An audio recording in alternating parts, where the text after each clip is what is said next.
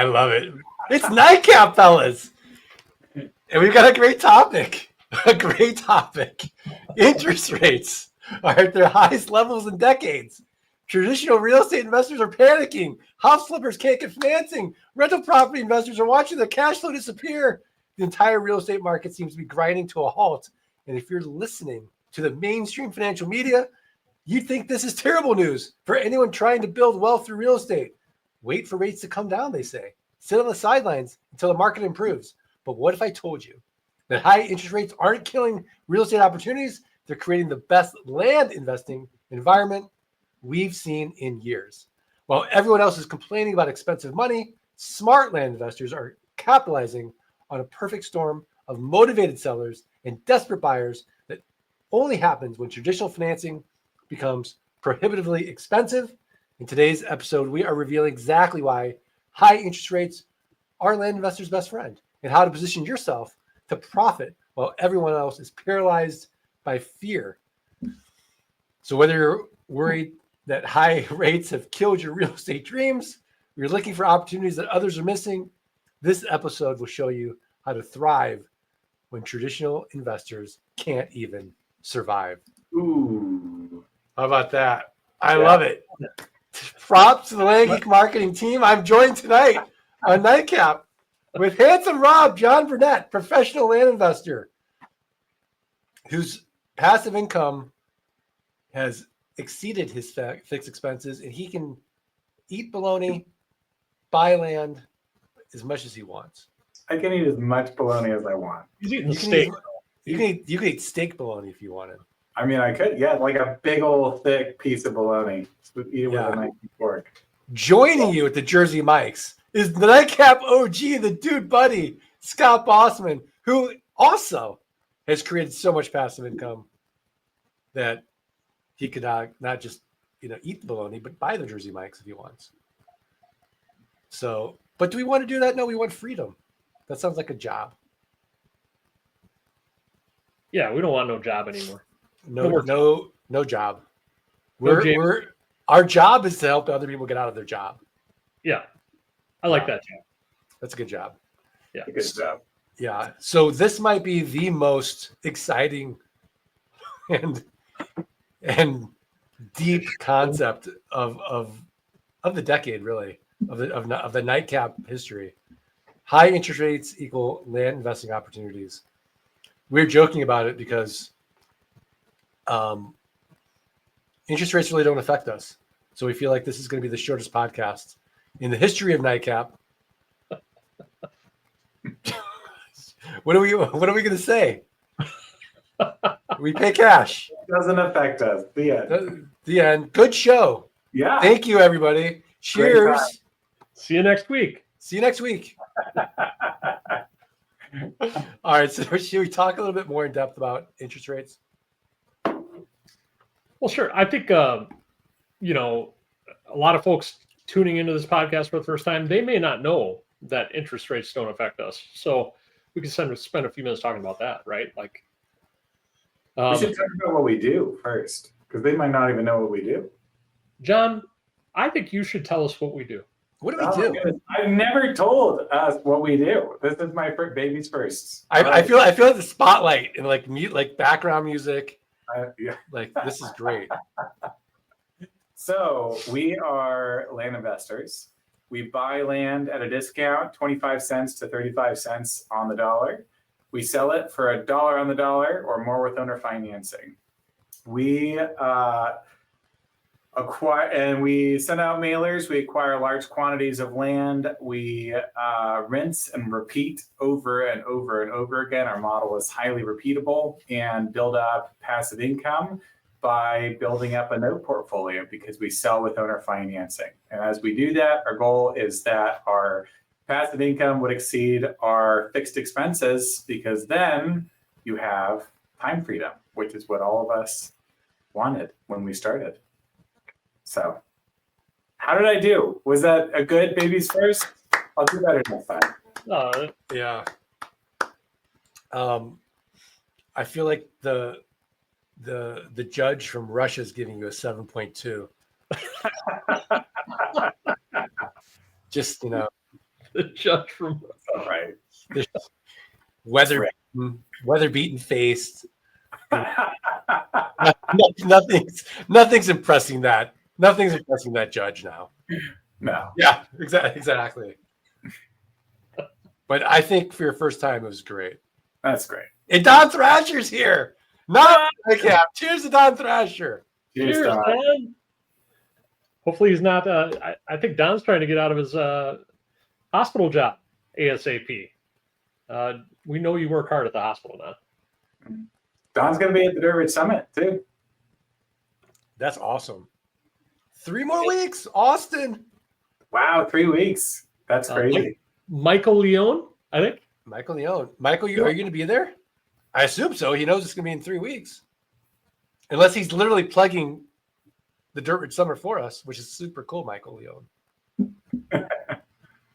Very cool. Yeah. So if you haven't gotten your Dirt Rich Summit ticket yet, there's still time to do so. Yeah, awesome. He's there. So, Scott, interest rates do typically affect real estate investors. We're seeing it right now in multifamily.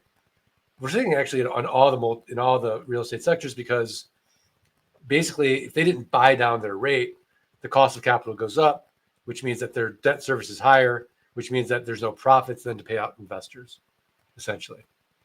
Long story short of basic real estate economics with interest rates. So it hasn't been a great time to be a syndicator. It hasn't been a great time to be a real estate investor. If you are, looking to be a single family landlord, let's say, well, again, your cost of capital is so high, it's squeezing out your margins, really tough to do. And then what you're finding is that the equity appreciation on that house is also not keeping up with inflation. In fact, if anything, prices are going down. So this is a huge opportunity for us because we're coming in on these lower value rural pieces of land. We don't need to go to a bank and borrow money. And if we do need money, we can go to Uncle John, who might loan at a really lower interest rate, right? Or we could do an equity deal to buy that piece of land. And we can structure it in such a way that we're going to cash flow and be profitable either way. So the deals I do, I typically pay cash. So interest rates can do whatever they want. We don't care. And I think that's the beautiful thing about this model is that we've de-risked the macroeconomic component of it that we can't control, which is interest rates, high unemployment, for example, right? Unemployment occurs. Well, we're going to get more defaults. We have no cost for closure. Our cost basis was down. Great. The world's on sale. We're buying. So in my mind, I really think, and of course I'm biased, that we have the best passive income model. And if you're new to land investing, here's my argument. And I know these guys are so ornery that they're going to argue with me. It's a one-time sale. So, you could get your money out on the down payment, or you could go 6 to 10 months out. You're getting a recurring payment automatically through geekpay.io. Shameless plug. You can charge interest. You don't have to charge interest to your buyer. And as John said, you create this stream, this river of nickels, this stream of land notes, and to the point where like, oh, wow, my passive income's exceeded my fixed expenses. And then you can scale it and you build team and you've really built yourself a land investing machine that can actually eventually operate without you. And you become as ambitiously lazy as me. And you work about 2 hours a month in your land business, which is phenomenal. I mean, there it is. I think one takeaway I have is that we need 2 new Suno songs. One should be called River of Nickels, and the other should be called Ambitiously Lazy. I'm gonna do that right now. I'm doing that. So I'm putting that in my calendar. 2 Suno songs. Actually, no, it's 3 Suno songs. Okay. Okay, so ambitiously lazy. And this is the most important thing on Mark's calendar tomorrow, which is the amazing thing about being a You landlord. feel like 2 hours he spends on his business. Yeah. Yeah, Month. don't. Yeah. Okay, this is important though. Ambitiously lazy. River of Nickels. River of Nickels. And then shaming Zeno. Oh, yes. We haven't even mentioned. We're missing our fourth wheel. We're a tricycle tonight. Sad. We're a tricycle instead of a quad. A car. Car. Or yeah. Yeah. Yeah, and I think it'd be a fun game. Like, let's speculate. Where is Mike tonight? What do you think Mike is doing on a Tuesday night in Boston? He's down by the Put harbor. in the chat. Where is he? He's actually down by the harbor. I know this. He's in the harbor. He's by the harbor. Eating lobster with a Yeah, I don't know lager. if he's going lobster or not, but I do know he's out for dinner in Boston tonight. Okay, Khalid's got it. Follow the nickel built road. That is fantastic. Are we going to stay in the heavy metal genre as kind of a part B to our opening? I don't think so. I just watched on HBO the documentary, 2-part documentary about Billy Joel. I forgot how good that guy is. Yeah, he's amazing. He's amazing, so talented. So I think I'm gonna do like more piano. Ooh, Piano Man. Yeah. So, something like, I don't know, bottle of red, bottle of white, eat bologna and buy some land.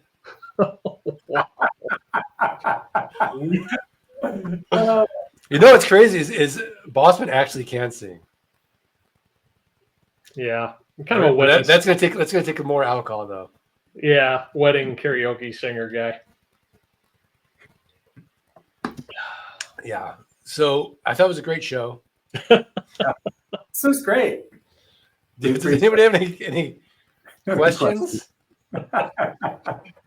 Yeah, does anybody out there have questions for us about land investing, about interest rates? The interesting thing about interest rates too, Mark, is like we were even thinking about possibly moving a few months ago, and we have a very low rate mortgage, like 3.025%, which is crazy. Yeah. And mortgage rates right now are just nuts to where it doesn't make sense. It does not make sense to move to not even a lateral move. It does not make sense to do a lateral move from where we are to a similar or slightly nicer house. Our mortgage payment would like double, which is crazy. So a lot of people are feeling that right now, that housing sales are way down, right? People who own at a very low interest rate, they're sitting on their homes, which is good for them in the end. But yeah, I just love how land does not. We don't even have to consider that equation when we're talking about land. People ask me all the time, "Oh, what interest do you charge?" Well, Mr. Buyer, here's the good news. I'm not going to charge you interest on this. And they're like, "What?" Yeah, I'm going to charge you $199 a month, and in 72 months you're going to own this property, and it's probably going to be 15 to 20% higher in value by that time, and it's going to be a really smart purchase for you. And look how easy it is. No banks, right? That's the other thing, is like we're out of the banking world with this whole thing. Interest rates are not tied to land. Banks are not tied to land. We are the bank. We can charge interest if we want to. Not many of us do. I think it helps sell the land more quickly. And we like giving people a fair deal. It's fun to help people become landowners when maybe they couldn't afford, paying me cash for a property. Maybe they can't afford paying me $5,000 or $10,000 or $20,000 cash for a property, but they can afford a couple $100 a month. And it's fun to watch that play out in the end. So those are my thoughts. I love it. I mean, really, if we're gonna get nerdy about it or geeky about it, we're just bringing liquidity to this inefficient market where it doesn't exist. Right. And you can't go on Zillow and figure out the value of the land, and you can't go to a bank and get a land loan. So we're filling this need that's there, and it's been there since, gosh, 25 years. It's been like this. It hasn't changed. And everything's changing. And yet this land business remains remarkably boring and remarkably steady. It's crazy. It's crazy. So, John, what are your thoughts? I concur. I feel like that's like a new segment. Yeah. Yeah, I concur. I concur. Yeah, that's great. But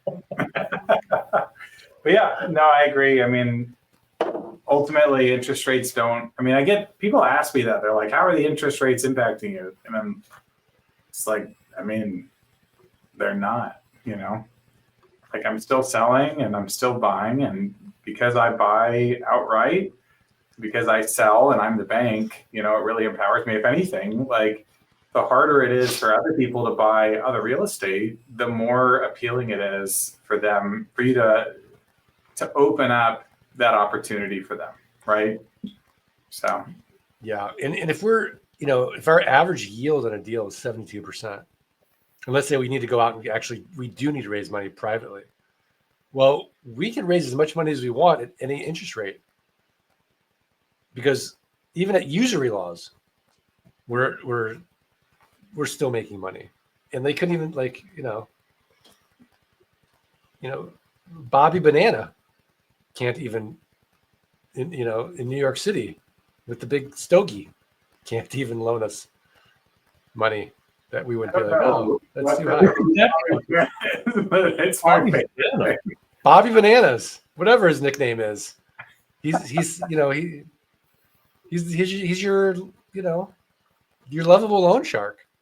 Yeah, is that a Sopranos reference that I'm unaware of, or? I honestly just made it up. No, I think it's pretty good. Pretty good.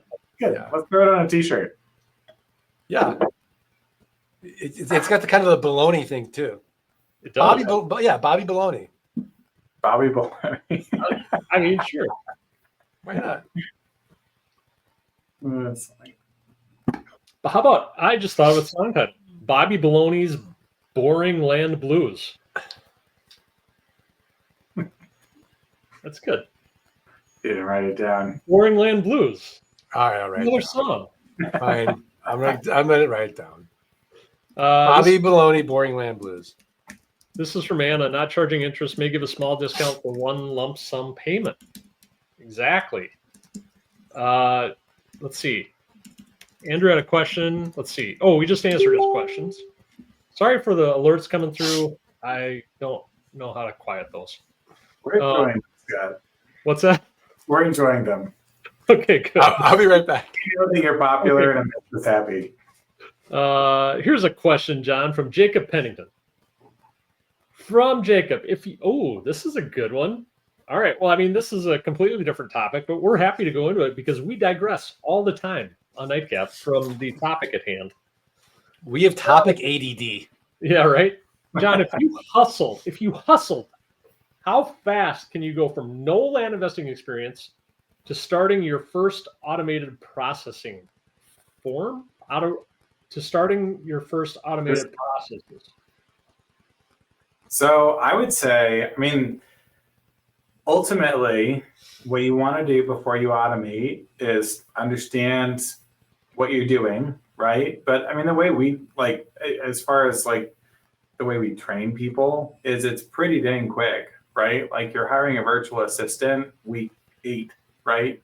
So you're 2 months in, and then you're starting to delegate, and you can really start. I mean, some of the stuff is automated kind of from the get-go. And I guess, I don't know, like our paperwork generation, mailing generation, there's a lot of tools that we use that automate a lot of processes like from day one. But in terms of starting to pull yourself out of parts of the business that you were doing early on, within a couple months, you should be in that spot where you are starting to pull things off of your plate and put them onto other people. Yeah, Jacob, you don't realize how spoiled you are, because even 10 years ago, I was licking and sticking and stuffing envelopes because we didn't have a process, an automated process for sending out a direct mailing campaign. And now we have a software that helps us do that. Mark, I tell people all the time, and it's the truth. It used to take me 3 hours to send out 100 mailers, maybe even more. Now it takes, like, you can do your pricing analysis, you can get your list, you can organize your list, and you can mail in, when you get good at it, 15 minutes. Yeah. 20 minutes. It's like the technology and the tools today compared to when we started is insane, and it's only getting better. Like, I can't wait for the day, and I think that day's coming sooner than we think, where it's just all AI agents. Mm-hmm. Like, we have our intake agent, we have our posting agent, we have our sales assistant agent, we have our closer agent, we have our paperwork agent, we have our follow-up agent, and we're just, as CEOs, like, just tapping around and watching the agents and iterating and being creative, like what they do, what they can do, what they can't do. And then basically that's our team. Can you imagine? Yeah, it's crazy. Well, and even on a small scale, like looping in the AI kind of stuff, like I feel like AI is empowering my team to just be way more capable in their roles than they used to be. And they could do a lot more. Like, it's an extension of our company. So we use like a lot of Claude projects, and we build out applets with with ChatGPT and stuff. And it's been great, No, it's incredible. And this is the worst it's ever going to be. I know. I mean, think about Sora too, and making just a quick land video about your land. Like, yeah, it's incredible. So everything's getting better. Everything's getting cheaper. Mm-hmm. And it's just insane. It's the best time ever to be an entrepreneur. But John, I don't think we're gonna have high unemployment. People are like, oh, there aren't gonna be any jobs anymore. I think, to your point, there's still judgment involved. There's still needs that. Yeah, I think we're just gonna be more productive. I think the relational side too. Like, I don't think that people will ever be comfortable selling to a robot. And so there's going to be a level of the relationship side that I think you're not going to be able to automate to AI. I think so. I think it's going to be one of those things where, that can, especially in land, we want to connect with another human being. That I think that human being wants, when they're selling us their land, they want to tell another human being the story of how they acquired the land, why they got the land, what their dream was for the land, and then sell it to, like, somebody like us. And then I think when we're selling it to somebody, we do that human connection to sort of differentiate. I agree. I could be wrong. Could the AI be so good that we don't care, and they just, I don't know. There might be. Sorry, we're getting out. I guess we're getting into tangents here on AI, but I have thoughts which are that I think that there's a level of comfort that people have talking to a robot that they actually don't have talking to a person too, right? So talking to a robot, like, you kind of, you'll mess around with it. You'll say things that you wouldn't actually say to a person. And so there is some, I think there's a place for it, even even on the intake side, where you can have a robot talking to people and asking them their story, and they'll actually get into it. So, Yeah, I mean, now that we're on this tangent, I mean, there's, in recovery circles, they say you're only as sick as your secrets. So imagine you're just talking to your, ChatGPT or, your robot therapist, and you're just telling them all your deepest, darkest stuff. Does that translate? Or is it not? Is it still not really fair? Is it not really doing the work? I think it's both. Is it both? That's like the very 2D answer. Well, I think that we should just pivot. Like, what's your secret? Let us all know. Oh yeah, and the million of people right now in Nightcap. That's like unburden yourself. Each of us gives our deepest, darkest secret. Okay, you start. Let's go. You start. Okay, I'll start. That's great.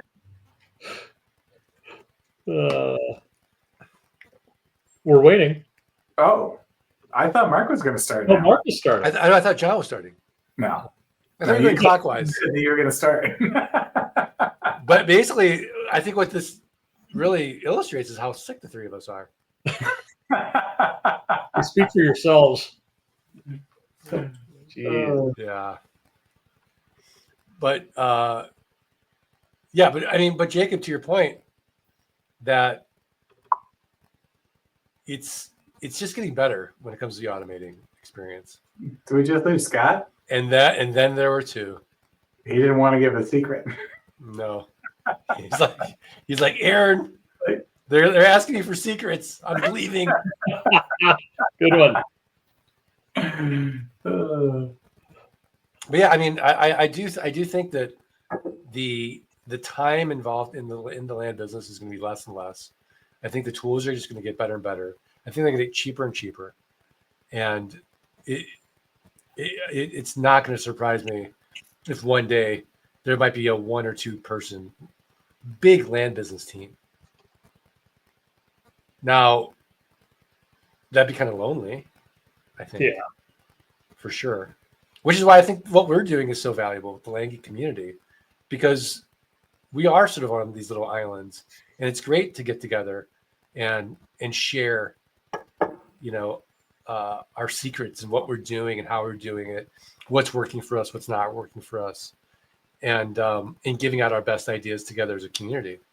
I think is going to become extremely valuable as more and more things become so crazy with AI. We're not going to know what's real. We're not going to know what's trust. It's going to be this belly to belly transaction. I mean, a year from now, we could literally just go to, a Google LLM and use our robot avatars to do a nightcap, and no one would know that's not even us.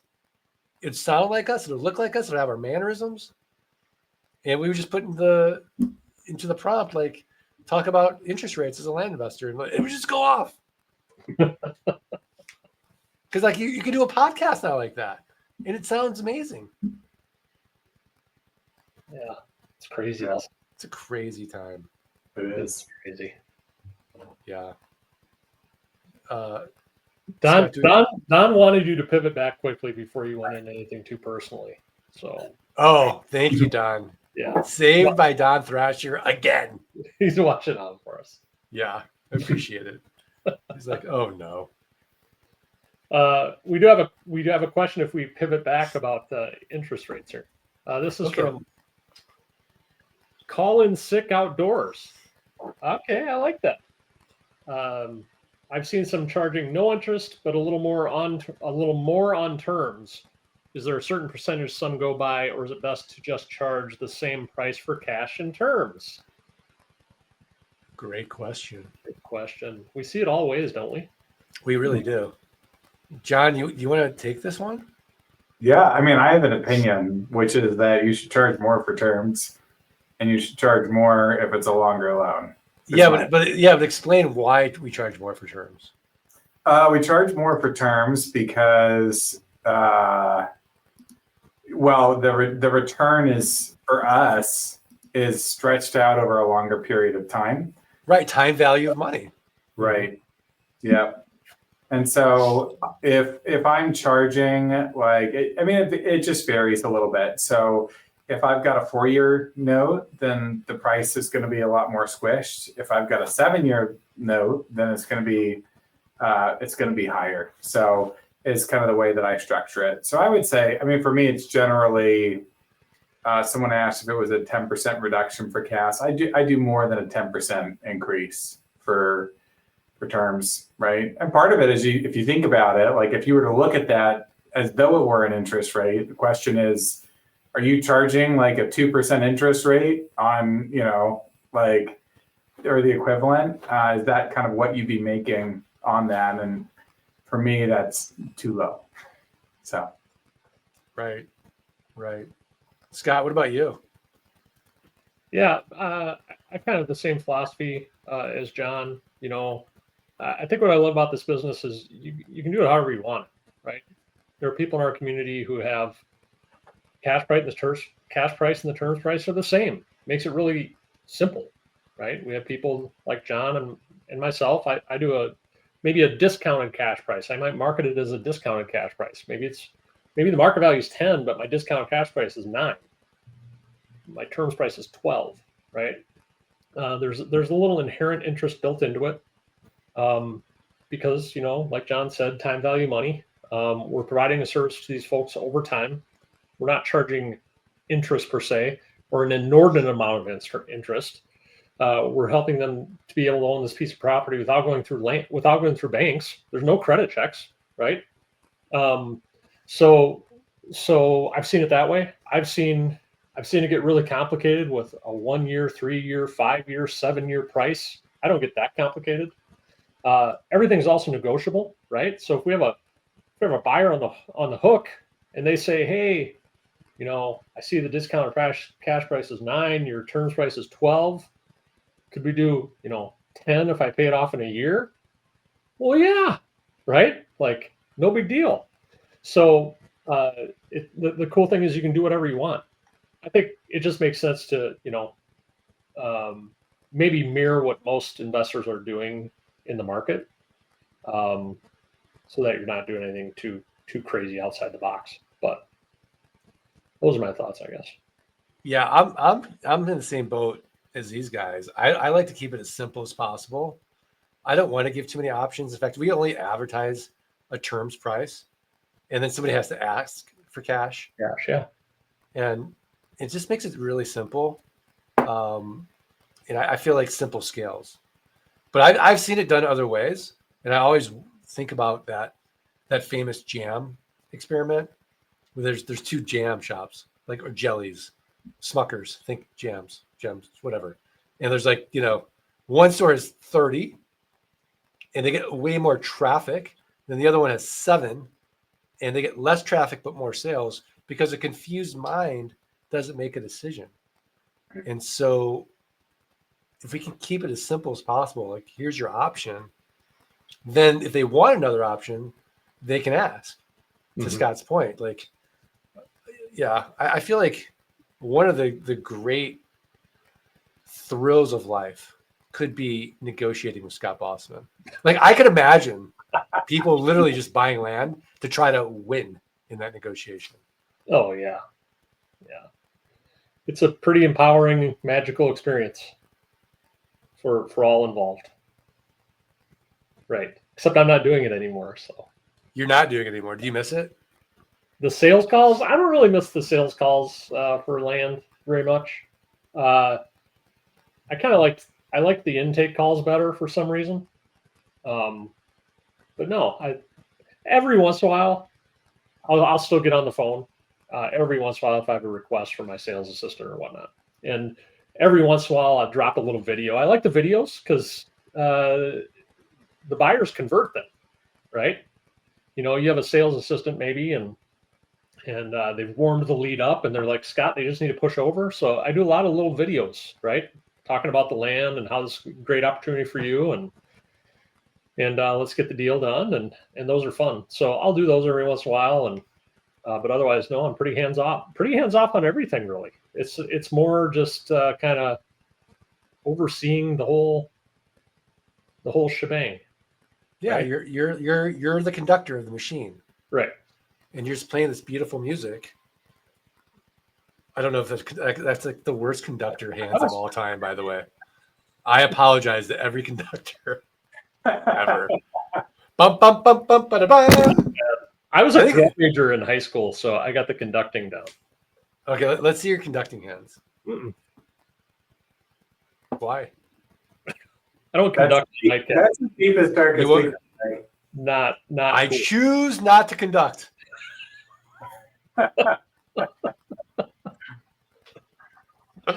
Oh man.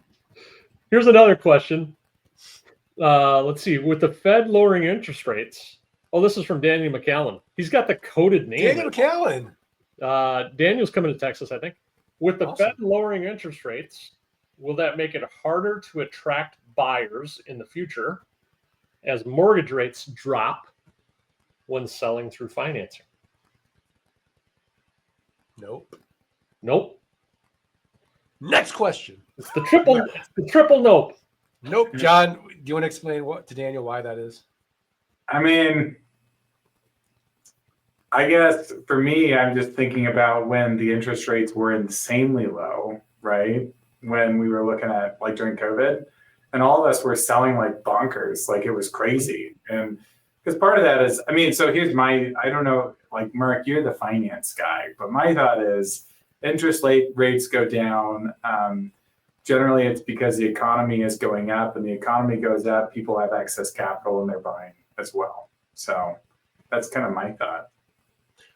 Okay, so close, but usually, you know, there's a lot of different reasons what's going on with interest rates, and there's a lot of government manipulation going on right now for various reasons. You know, when you owe so many trillions of dollars, you can't have too high interest rates. You can't even make your own debt payments, and then you're going to default on your own loans, and now you have a bankrupt country, which is no good.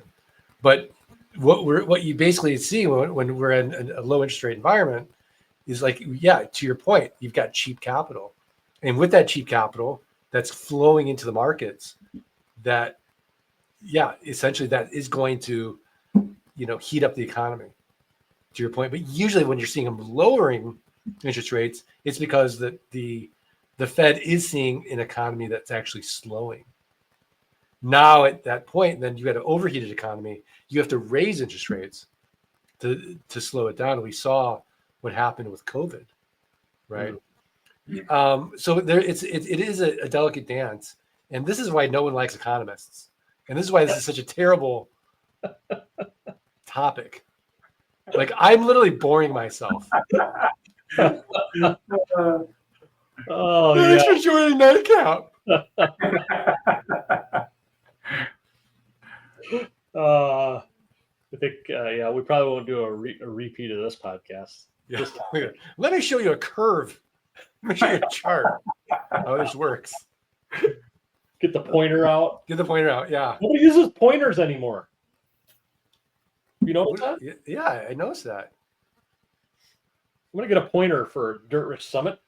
A laser pointer? No, a real pointer. A real pointer. Like nobody uses you remember, John? Yeah. Like the TV. I mean, I want one of those old school projectors with like the little see-through slides. That's how I'm doing my presentation. It's going to be great. No, I had a guy that actually used an antenna from his TV as his pointer for the lecture. That's awesome. That's what I'm doing. Let's see here. Dill Oaks is coming. Coming to VIP Dirt Rich Summit. Is there an itinerary with start times? It's coming. I think it starts Thursday morning. Thursday morning. I think we start Wednesday night. We had something going on Wednesday night, like a reception or something. Like a social or something, right? Probably something with Scott and Mike and John, just the three of them. I don't know.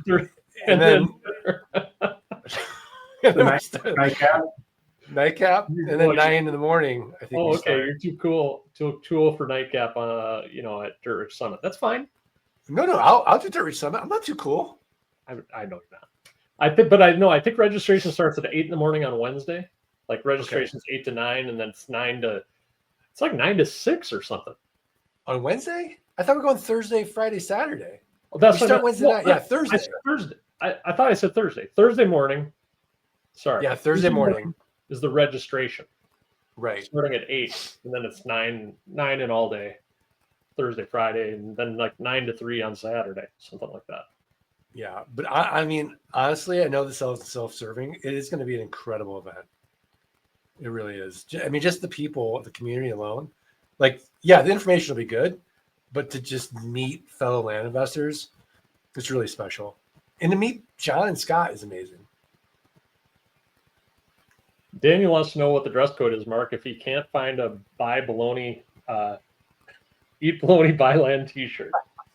You're not allowed in if you don't bring the t-shirt. Yeah, I mean, you're gonna have to know like the secret passcode to get in then, which would be I love that.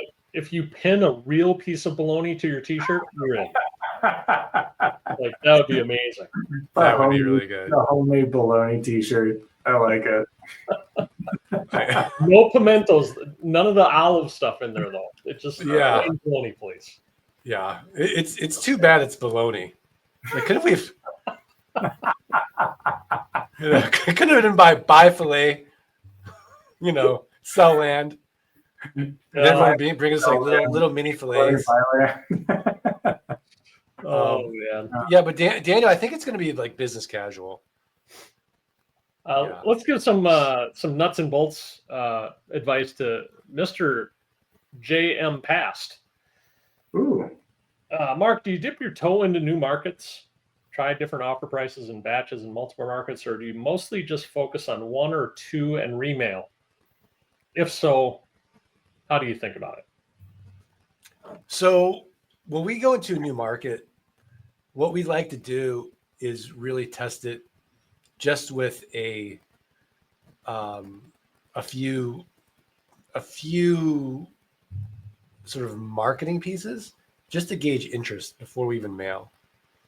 So we're not really marketing a piece of land, like a fake piece of land, but we're sort of gauging interest in there. We're really studying it and just seeing like, okay, if we go into this market, is there anyone there first? So I think that's how we kind of dip our toe first. But once we're there, then absolutely we'll do tiered pricing. So 100 at this price, another 100 at this price, another 100 at this price, and see where the market comes in. We wanted that 3 to 5% response rate. And that's kind of how I think about it. We'll remail every 90 days as well. That's how we think about it. John, what do you do? I concur. I mean, I haven't done the testing at the market with blind marketing ads or something like that, or test marketing ads.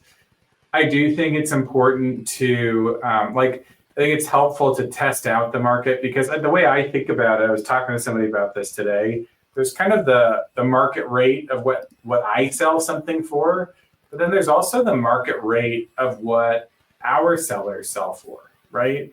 And you kind of have to figure out what that figure is. And so, and as you send your mailers, like my goal is to figure out that number as quickly as I can. And so, like you were saying, Mark, if you do kind of some A/B testing and you send out, you're sending out a batch, and you can test out multiple price points and just see what sticks and what your response rate is.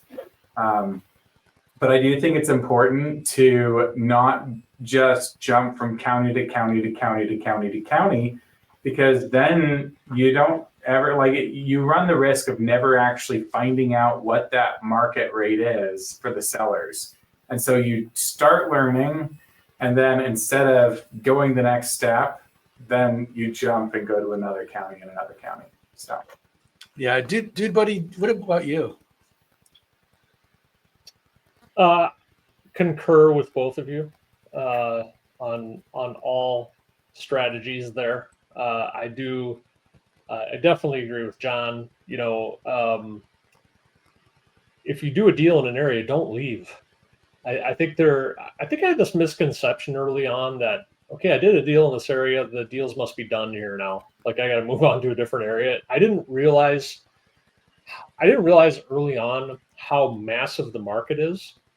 And I'm like, oh, well, I got a deal here. Now I should probably go somewhere else. No, like some of these counties are just humongous.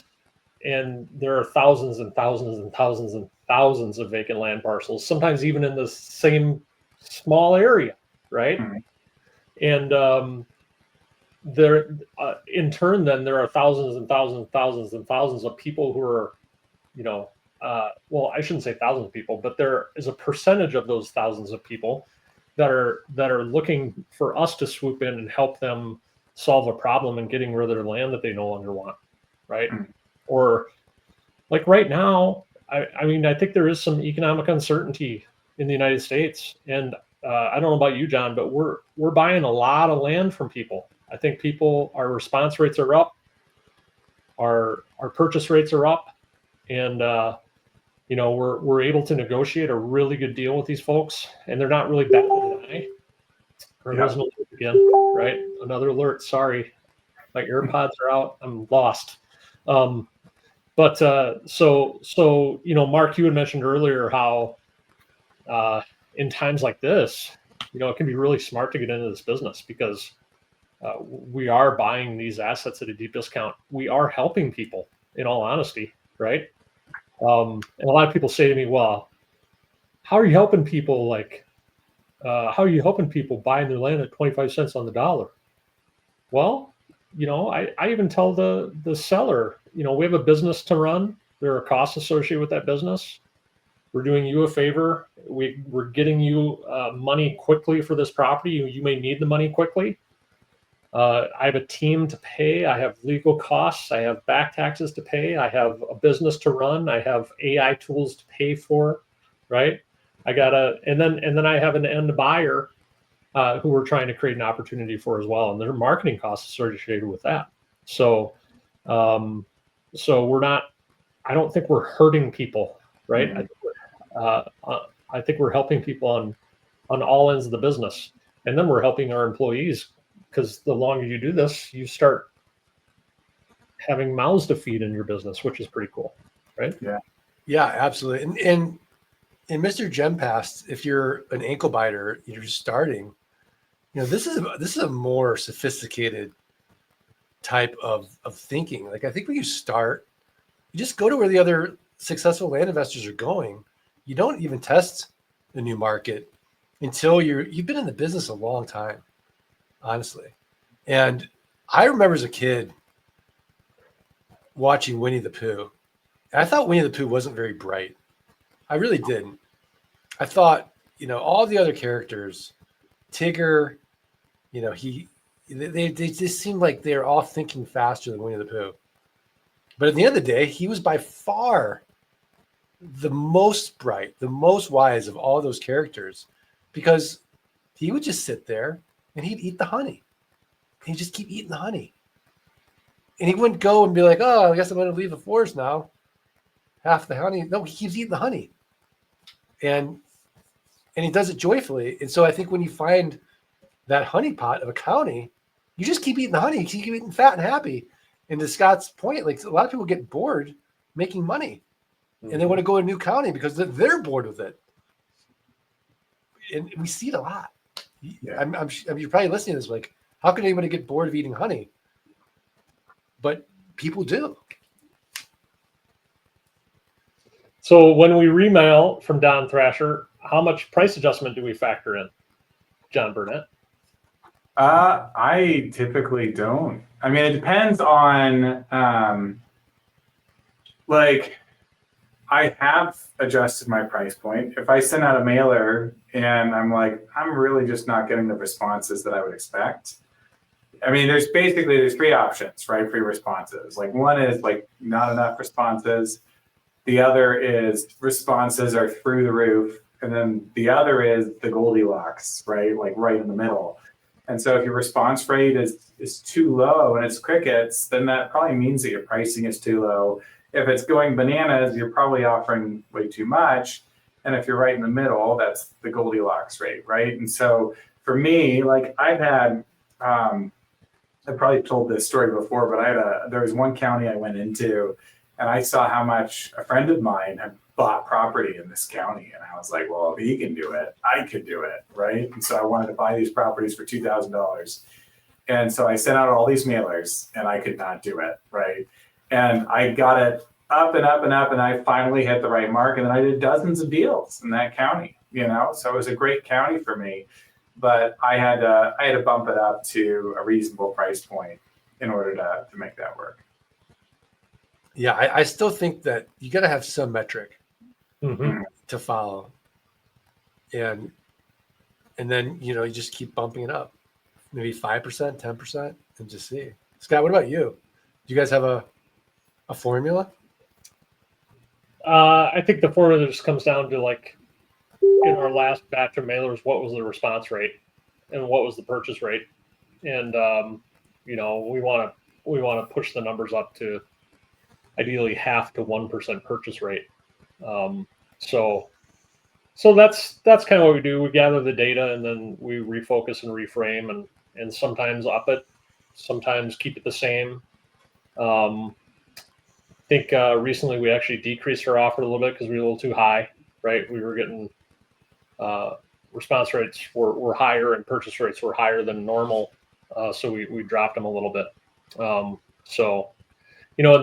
said he thinks he lowballed his first mailings. It's happened to all of us, right, Don? Like, it still happens sometimes, right? So, I mean, you get better at it as you go, obviously, but yeah, don't be I think what I would say to the ankle biters out there is, don't use your first couple batches of mailings as the end all be all data, right, in your new entrepreneurial endeavor, because it takes a while to figure out these markets. It takes a while to figure out the pricing. It takes mailing, and you're going to get knocked down. You got to get back up again, right? We've all had horrible mailers. We've all, a lot of us have sent out mailers with Mimi Schmidt did it. I've done it. We're with $0 in the offer, right? I sent out a mailer that was one line item off on the spreadsheet. So I sent offers to the wrong property owner for the wrong property, and I still got deals. But there's just mistakes that happen in the beginning. So just don't quit, and you'll get to learn these markets, and you'll work in them for years, right? Yeah, and if you go to something like flight school, like we teach in depth the 3 ways to buy land, and mailing is just one of the ways. Mm-hmm. So you've got wholetailing, you got land arb. So there's lots of opportunities while you're waiting for your mailings to get that data back to go out and buy land. And I think even a wholesale strategy in a new market is probably the way to go. Like, just call us Zato. Like, hey, I like land arb strategy in a new market. I like it too. Yeah, that's the best way to do it. I had done that, and like, to go back to your point, Mark, about trying out a new market, like, I really think that's a great way. Like, I've done that before, where I was interested in a market and I just called up Tate and I was like, do you have any land arb in this county? And picked up a property for $100 a month and just started marketing to see how it went and what I thought of it, and sold it, and then got more. So I think it's a great way to test things out. Yeah, I think that might be the best data point. Yeah, actually. Yeah. And do that, and you really mitigate your risk. I mean, you're not sending out mailers. Yeah, that's a great way to do it. Anna sent one with an extra 0, so of course they wanted to sell. Nice. Your response rate was probably pretty high on that one, Anna. That happened. Well, Mark, I know you have a pretentious hard stop tonight. A little bit better than me and John, so I should probably let you. Yeah, thank you guys. This has been an amazing nightcap, as always. So, for you, dear listeners, please send it to one friend, just one friend, and help us build our community of late night degenerate drinkers. We talk land and passive income and freedom. What's better? Nothing better. Nothing better. Nothing Love you better. guys. Thank you. Thanks, Mark. Have a good night. Good night. John, I guess it's you and me for a minute. Yeah. Now we can say whatever we want about Mark. It's great. Exactly. Yeah. I'm glad that guy's out of here. Don Thrasher, he's around the 90-day mark, so he's going to remail. Perfect. That's a great time to remail, I think, especially if it's an area that you like. Yeah. And you can always test out multiple price points, Mark, or Don as well. So like you don't have to remail at just a single rate. You could try a few and just see what sticks. You can always say no if you offered a little bit too much. So awesome. I think we hit most of the comments and questions. So I think I would just encourage everybody to, consider joining us at the Dirt Rich Summit the first weekend in November in Austin, Texas. John, you remember your first live Land Geek event? I do. I remember it vividly. Where was it? And what year? Orlando. Yeah. Orlando in like 2019, 2018? It was 2018, Orlando. Yeah. And I remember sitting in the hotel restaurant by myself, reading Lord of the Rings. Whoa, nice. And then Matt Forbes called me over. And that was actually where he could never remember my name. He kept on calling me Rob. And then he called me, and then he gave me the nickname Handsome Rob. So that's actually where that comes from, if anyone's curious. I love that. I kind of always wonder where that came from. Yeah. No, that's awesome. But in 30 seconds, John, for the people watching, what were the best 30 seconds to a minute? What were the best parts of that live event? Like what did that do for you in the beginning stages of your business? I think there were a few things that it did. One thing was massively just encouraging to be around other people that were in the same spot as me.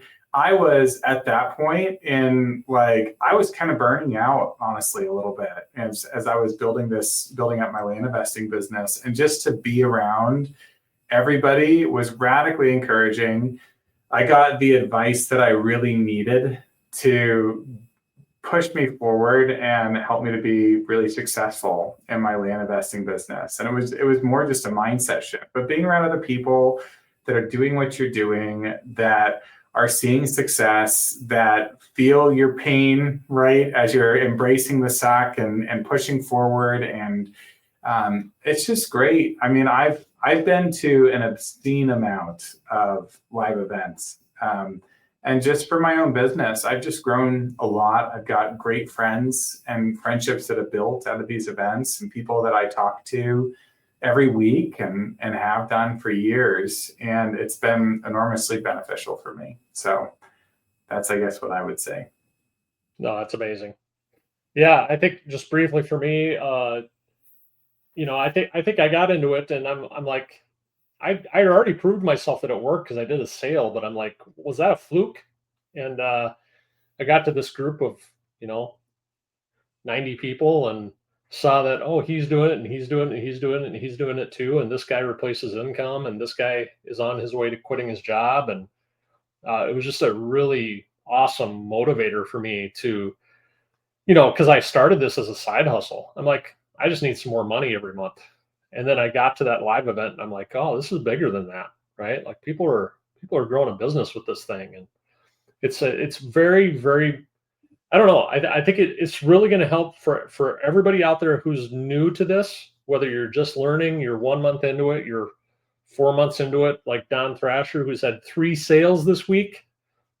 It is going to provide you with more momentum moving forward to help you grow this to a point where it's impactful in your life. So I'm excited, John. I'm excited to see you. It'll be a blast, and yeah, it will be blast. So I guess, folks, we will see you next week for another nightcap with hopefully a much more exciting, enjoyable topic. Than hopefully one that lasts longer than 20 seconds. And John, go warm up by the fire or something. You're making me cold over there. You got Yeah, it's Idaho. We're all cold. Idaho. Okay. All right. All right, everybody. Cheers. Have a good night, and we'll talk to you next week. Thanks, Jen.